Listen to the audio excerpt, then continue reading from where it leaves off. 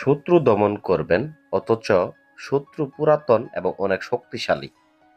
শত্রুকে অনেকভাবে ঘায়েল করার জন্য অনেক ধরনের তদবির, টোটকা, চালান, জিন চালান, কালি চালান, অনেক কিছুই করছেন, কিন্তু কাজ করতে পারেন নাই।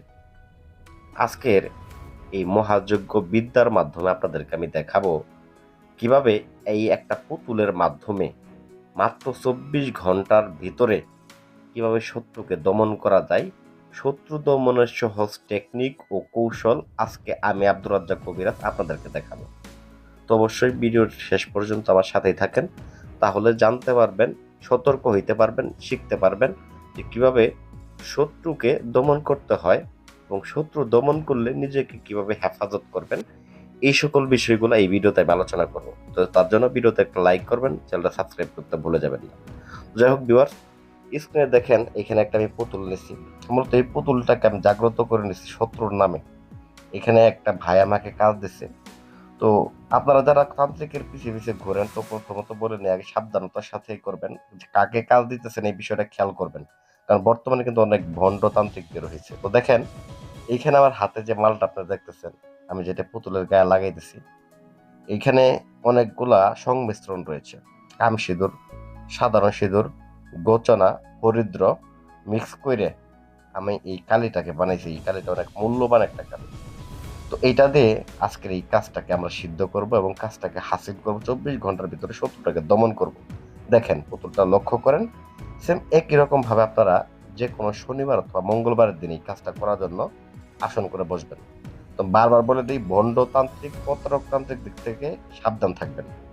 আজকে যে বিদ্যাটা দেখাইতেছি সেম ভাবে নিজের কাজ নিজে সমাধান করবেন, অথবা যারা কাজ পারে দেখবেন, যাচাই করবেন ভালো করে, যারা কাজ পারে তাদের কাছ থেকে কাজটা করায় নেবেন। আমার কাছে করতে হবে এমন কোনো কথা না।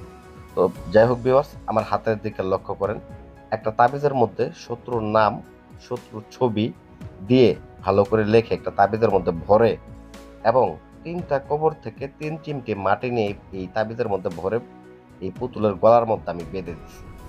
বেঁধে দেওয়ার পরে এখানে আমরা একটা মন্ত্র প্রয়োগ করছি। মন্ত্রটাও আমি আপনাদেরকে বলে দিব, লক্ষ্য রাখেন স্ক্রিনে। তো এখানে খেয়াল করেন, ধৈর্যের সাথে বিশ্বাসের সাথে কাজটা করবে, কারণ এটা কিন্তু ভয়ঙ্কর কুফরি একটা বিদ্যা। এটা যদি আপনি বিশ্বাস না রাখেন, বিশ্বাস না রেখে বা কাউকে অযথা ক্ষতি করার উদ্দেশ্যে, এটা কিন্তু বারবার বলতেছি করবেন না, অযথা ক্ষতি করার উদ্দেশ্যে করলে আপনার নিজের ক্ষতি হয়ে যাবে। তো কাজটা বিশ্বাসের সাথে ভক্তির সাথে করবেন, দেখবেন 100% রেজাল্ট পাবেন। তো মন্ত্রটা আমি বলে দিতেছি।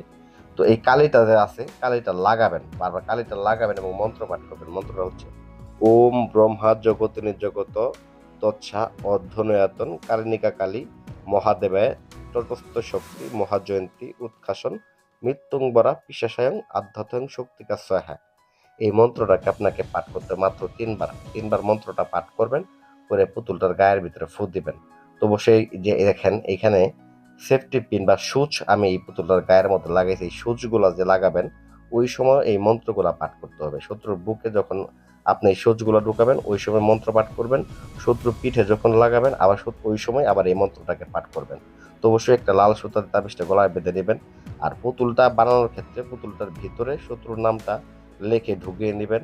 শত্রুর পারলে একটা ছবি ঢুকিয়ে নিতে পারলে এটা সব থেকে বেশি ভালো।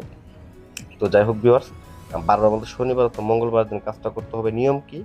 আপনাকে গরুর মাংস খাওয়া যাবে না, স্ত্রী সহবাস করা যাবে না, এইগুলো নিয়ম মেনে চেনে আপনারা কাজটা করবেন।